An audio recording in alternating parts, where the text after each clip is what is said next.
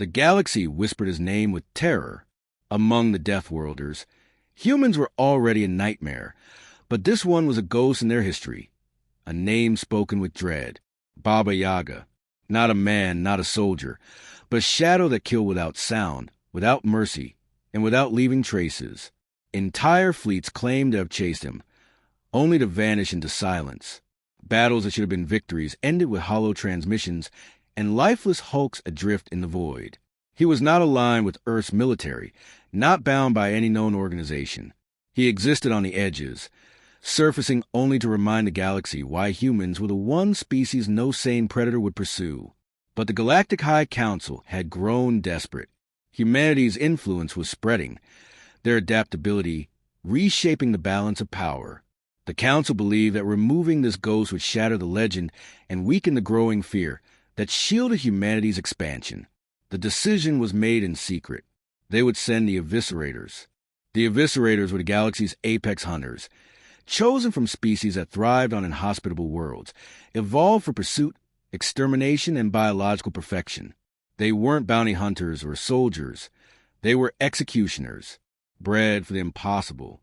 Their contract were few because their fees were catastrophic, but their record was perfect. None had ever escaped them. They weren't interested in political games or public credit. They were drawn by the thrill of the kill. They believed they would claim the most elusive prey the galaxy had ever known. Their leader, Velgeron of the Drekker Brood, was infamous for tracking prey across star systems without rest. His skeletal body was laced with natural armor, and his olfactory senses could detect molecular traces at ranges no scanner could match. His second, Syrinx of the Volcari, a serpent-like predator capable of refracting light across his scales to become nearly invisible. The brute of the squad, Growl CH of the Mortok, stood 3 meters tall, with regenerative biology and a hunting instinct that extinguished apex species on 5 separate planets. They laughed at the mission briefing. Humans were dangerous, yes, but predictable. They died like everything else. Even this Baba Yaga would bleed. The High Council's intelligence pointed them to a forgotten Death World outpost on the fringe of explored space, an abandoned research station deep within the Black Zones. It was a place few dared to chart, but the reports were clear. Sighting sensor echoes traces of movement that didn't match any known vessel. The Eviscerators deployed with confidence, their ship a silent predator slipping into the orbit of the barren world. Atmospheric anomalies, radiation pockets, and unstable magnetic fields made drone surveillance difficult, but they didn't need machines. They trusted their own senses. Velgeron led the first sweep. The outpost was shattered, overrun by time and corrosive winds. Debris littered the ground, old defenses rusted and buried in dust. But footprints remained, old enough to suggest abandonment, but too clean to be natural. Syrinx slid between fractured corridors, his tongue tasting residual chemical trails. There was movement here recently. Growl CH scoured the lower tunnels, his bioscanners struggling against interference. One faint heat signature flickered briefly before vanishing. They marked it as a likely malfunction. The hunters laid traps. Motion trigger mines, pressure sensors, proximity alarms. They set themselves up as the apex predators, believing their perimeter was airtight. But in the silence, something watched them. Velgeron's instincts began to hum. His species thrived on precision, and something here did not add up. He found scratches on a wall, a language he couldn't read but recognized as a human marking. Not vandalism. It was a timestamp. Recent. The hunter's confidence cracked slightly, but he buried it. The first to vanish was Growlseat. He had been alone for only minutes, his communicator open and tracking steady until the signal flatlined. No alarms triggered. No signs of struggle. His locator beacon was found 30 meters from his last position, perfectly placed on a stone. No blood, no remains, just the silent implication that someone had not only bypassed their defenses, but had done it while they were watching. Velgeron ordered an immediate regroup, but Syrinx protested. They were the hunters. Retreating would invite shame. Velgeron overruled him. They reinforced their positions, doubling their defensive grid. They activated bioscanners linked directly to their neurological implants. instant threat detection. But it didn't matter. Velgeron's sleep cycles were short by design, evolved to function on the edge of exhaustion. Even so, during his brief rest, his alert system registered a minor fluctuation. He dismissed it as environmental noise until he noticed the absence of Syrinx's locator signature. It had vanished without triggering a single alarm. He replayed the neural feed in reverse, desperate to catch an anomaly, but all he saw was static during the moment of disappearance. Frantically searching, he found Syrinx's comm unit embedded into the wall at a level impossibly clean, as though carefully placed. Velgeron felt something he had never experienced. Prey's panic. His breathing accelerated, his hardened dermal plates flexing involuntarily. He activated the emergency extraction beacon, but the signal was jammed. This was not a coincidence. Baba Yaga wasn't just hunting them. He was controlling the field. Velgeron switched to manual tracking, abandoning the high ground vantage and moving deeper into the ruined outpost, desperate to locate something, anything, that could give him an edge. His bioscanners picked up a faint human signature, moving slowly, deliberately, as if leading him. He gave chase, ignoring his earlier discipline, driven by the consuming need to reassert control over the hunt. But every time he closed the distance, the signal shifted, dragging him further into the underground tunnels. Hours passed, and Velgeron realized he was being corralled. The walls bore more human markings now, not warnings. Directions, as if someone wanted him to follow. His auxiliary power drained faster than expected, his water reserves critically low. He was burning through rations at an unsustainable rate. His breathing labored, his muscles aching from the endless pursuit. His species was not designed for drawn-out hunts without rest. His pride had blinded him. The trail ended in a hollow chamber where he found the remains of Growl CH's biotracker, fused and unreadable. Syrinx's weapon lay next to it, carefully dismantled. Velgeron's report should have been enough to stop further action, but arrogance ran deep in the High Council. They could not accept that 3 Apex hunters had been eliminated without firing a shot. They decided to send a second team, convinced that the failure was due to incompetence rather than the legend's truth. The new team was larger, better armed, supported by advanced neural-linked drones and tactical AI. They called themselves the Apex Circle, composed of 7 hunters from elite predator species with genetic augmentations and Warforged experience. Unlike the Eviscerators, these were not specialists. They were engineered to be perfect in every category, immune to fear, resistant to psychological manipulation, and trained in counter-hunting tactics. They believed that Baba Yaga's success was a result of surprise and weakness in the first team's discipline. They were determined to correct that mistake. The Apex Circle landed with cold precision, mapping every corridor of the abandoned Death World outpost with advanced sensors, deploying proximity drones with independent processing cores to prevent central system hacking. They moved in layered formations, using overlapping fields of vision to eliminate blind spots. Their leader, Phyrexian of the Crothar, issued strict protocols. No solo patrols, no silence, no reliance on long-range scanners alone. His belief was simple. Fear had crippled the Eviscerators. The Apex Circle would function without emotion. They treated the mission like a mechanical process. But Baba Yaga had already studied them. From the moment they landed, he began interfering with their equipment, not by destroying it, but by feeding it perfectly calculated false positives. The drones detected faint movement, but the trails always led nowhere. The bioscanners picked up human DNA traces, but each sample was chemically broken down to the point of uselessness. The team adjusted, countered, recalibrated, and yet every correction only led to further frustration. The drones began misidentifying each other as possible threats. Phyrexian ordered manual verification for all signals, forcing his team to check each false alert physically, draining their energy and focus. The false positives increased in frequency and complexity. The team's AI systems began reporting logical inconsistencies. When recalibrated, the inconsistencies remained. The thermal readings conflicted with sound detections. Light signatures conflicted with chemical trails. They thought it was a malfunction until they realized the inconsistencies were deliberate, designed to lead them in multiple directions simultaneously. Baba Yaga wasn't attacking them directly.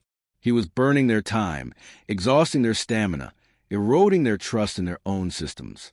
Phyrexian pushed his team harder, refusing rest cycles, believing urgency would outpace the manipulations. But the longer they pressed forward, the more their neural links began to desynchronize. Memory gaps appeared. Recorded logs did not match personal recollections. Each hunter began to doubt the accuracy of their senses. Baba Yaga left small tokens, symbols from each hunter's homeworld, placed in locations they had already scanned. Some found heirlooms, others found weapons unique to their species. The implication was undeniable. He had walked among them, planted these items while they were present, and left undetected. One hunter, Zivir the Hishari, known for his brutal efficiency and resistance to mind games, began showing signs of paranoia. He claimed to hear footsteps in perfect synchronization with his own, as if someone was mimicking him. He isolated himself from the group, claiming the neural feed was compromised. Phyrexian ordered him forcibly resynced, but Zivir destroyed his own neural link, choosing to rely solely on his instincts. Hours later, his life sign flatlined, but no body was found. His location beacon was surgically removed and placed next to Phyrexian's rations. The team's cohesion fractured. The AI systems became erratic, switching protocols mid-operation without authorization. The logic pathways had been subtly altered. The redundancy backups also failed, indicating premeditated corruption of their systems before their arrival. Baba Yaga had anticipated their countermeasures long before they deployed. The second loss came when Varric, a stealth specialist, followed what he believed was Baba Yaga's trail into a collapsed corridor. He reported contact. The transmission was brief, a single whisper. Too slow. His suit sensors indicated a massive temperature drop before complete shutdown. When the others arrived, they found his armor intact but empty, as if its occupant had simply been extracted without damage to the shell. Phyrexian recognized the shift. Baba Yaga was accelerating the collapse of their mental framework. He tried to stabilize his remaining hunters by retreating to their landing ship to regroup. The ship's access codes had been changed. The security locks now responded to a new biometric signature, a human one. They had never left the ship unattended, yet their own vessel had been breached, reprogrammed, and quietly locked without triggering any alarms. They activated emergency override protocols, but the ship's AI rejected them. The emergency beacon, which should have been broadcasting automatically upon any internal security breach, had been silently deactivated. Phyrexian ordered the ship's core systems purged, but the purge failed to initiate. Their ship was now under Baba Yaga's control.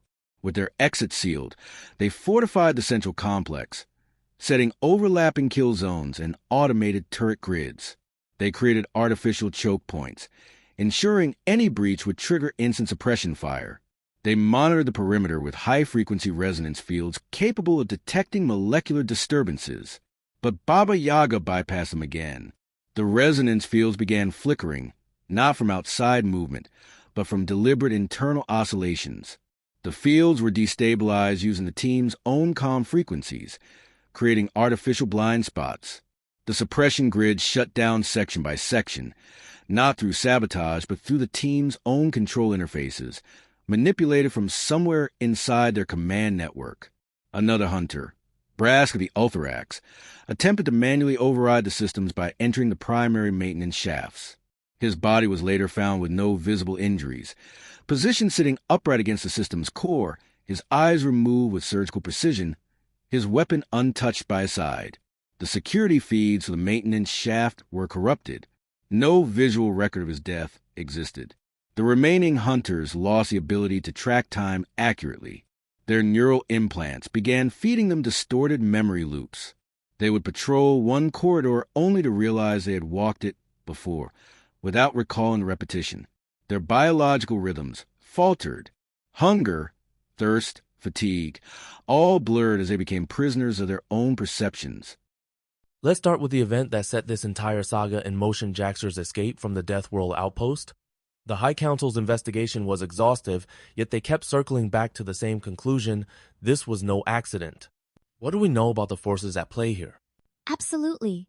The Council dissected every detail, even stripping memory cores from the escape pod, but all evidence pointed toward a deliberate plan orchestrated by Baba Yaga. The survivors' return wasn't just allowed, it was intended, setting the stage for a legend to spread far beyond containment. That's a powerful strategy, using myth as a weapon. The Council tried to suppress the fallout, but the story moved faster than any official could. Can you explain how this rapid dissemination affected galactic order? Certainly, the legend's spread induced paralyzing fear. Battalions refused deployment near human sectors, pirate lords abandoned profitable routes, and mercenary guilds rejected contracts involving humans. It's reminiscent of how viral misinformation can outpace institutional control, reshaping behavior almost overnight. So, the myth became a psychological defense, altering the galaxy's balance. This sets us up to discuss what the Council did next in response. After containment failed, the Council shifted to active countermeasures. They dispatched covert teams to Earth's colonies, desperate to unmask the legend's origin, yet they found nothing. Why was Baba Yaga so difficult to trace? Their difficulty stemmed from a total absence of digital footprints, no records, no surveillance hits. Even local human authorities spoke only in whispers, unsure if Baba Yaga was a man, a myth, or something else. It's akin to tracking a ghost in a world of surveillance. That ambiguity seems to have deepened the myth. In response, the Council resorted to a technological solution, which leads to the next phase, deploying the Red Spear. But before we move on, what did this reveal about the Council's mindset? It showed their desperation. Unable to fight a psychological threat, they turned to brute force, hoping overwhelming power could compensate for a lack of understanding. This is a classic error in asymmetric conflict, confusing strength with control.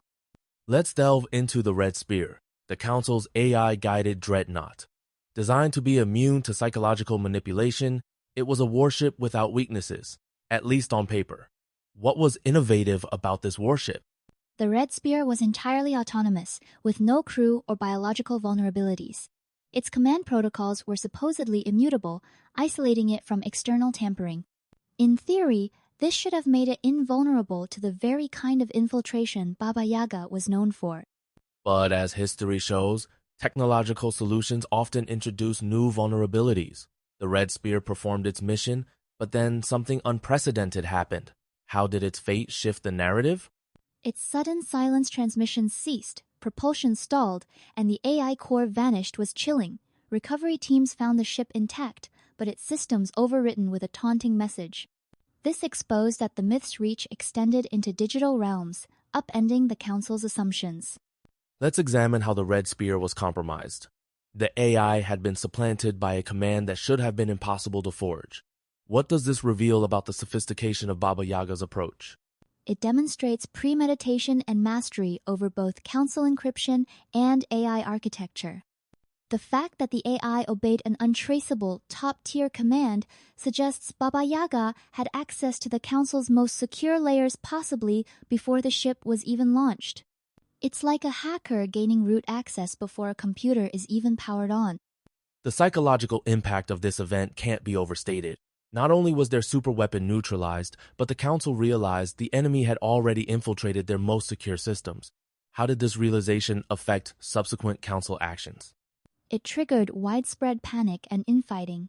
Some factions pushed for peace, others for escalation, but all realized that any move could be anticipated or sabotaged. Paranoia replaced strategy, undermining effective governance. Following the Red Spear incident, the Council faced cascading failures, defense grids misfiring, warships going dark, and communications hijacked. What's notable about the nature of these failures? The failures were synchronized, subtle, and targeted. It's reminiscent of a cyber attack so deep that the afflicted organization can't even diagnose the point of entry. Studies on advanced persistent threats show similar patterns: years of preparation, then rapid, devastating execution. These attacks weren't just technical. They struck at the heart of the Council's authority. Even biological weapon projects were sabotaged. What does this suggest about the depth of infiltration? It implies near-omniscient reach. Baba Yaga, or his network, could manipulate not just machines, but also human psychology and logistics. It's a demonstration of total spectrum dominance, where every attempt at retaliation is quietly dismantled before it begins. Let's explore the psychological impact. Council members received chilling messages, ancient dates, vanished operatives, and the phrase, "This was never a negotiation." How did such tactics undermine institutional resilience? Direct, untraceable threats erode trust in personal safety and institutional security. It's similar to psychological operations in real-world intelligence. When adversaries feel watched and helpless, they self-destruct from within. Vanishing counselors only reinforce the myth's power. It's notable that fear, not force, began to dissolve fleet loyalty. Commanders and crews mutinied, ships powered down, and positions were abandoned. How did this shift the balance of power in the galaxy? It created a vacuum. The Council's military might became paralyzed by its own paranoia, while humanity gained unprecedented diplomatic leverage. In effect, the myth became a strategic deterrent stronger than any weapon. The galaxy debated Baba Yaga's true nature. Was he a lone operative or a system of human agents? What are the merits of each perspective? The singular entity theory invokes the archetype of an unstoppable assassin, heightening fear. The system perspective, meanwhile, suggests an organized human response, with agents trained for psychological and digital warfare. Both serve as cautionary tales, one about individual capability, the other about collective covert action. Is there historical precedent for such legends influencing policy? Definitely. Figures like the dread Pirate Roberts or even Cold War-era spies became larger than life, shaping decisions far beyond their actual deeds. Here, the ambiguity itself is the weapon uncertainty breeds caution, stalling aggression. In a last-ditch effort, the Council tried to rebuild their hunter corps, the Eviscerators, training them to resist the Baba Yaga myth. What went wrong with this initiative? Their facilities suffered mysterious accidents fires, pressure failures, and AI instructor self-destructions, all without evidence of external breach. This level of sabotage points to either inside manipulation or remote exploitation, showing that fear and technical prowess had infiltrated even their most secure environments. So, attempts to suppress fear only deepen the myth. What does this tell us about the limits of institutional control in the face of deeply embedded psychological threats? It highlights a paradox. The more aggressively you try to erase a legend, the more indelible it becomes. Psychological resilience can't be programmed. It must be fostered, or weaponized myths will always find a way in. Let's turn to the collapse of Council infrastructure. Financial systems wiped, resource convoys lost, entire databases erased. How does this kind of silent warfare compare to conventional conflict? Silent warfare targets the soft underbelly logistics, communication, and moral rather than open battle. Think of the Stuxnet virus or silent economic sabotage in modern geopolitics. Here, the Council lost the ability to govern not through invasion, but through invisible, persistent disruption. Even isolated stations weren't immune. Life support failed, airlocks cycled, yet no trace of a perpetrator. What lessons does this offer for the future of security and resilience? It underscores the necessity of defense in depth and psychological readiness. No matter how secure the technology, if your adversary manipulates your expectations and routines, you remain dangerously exposed.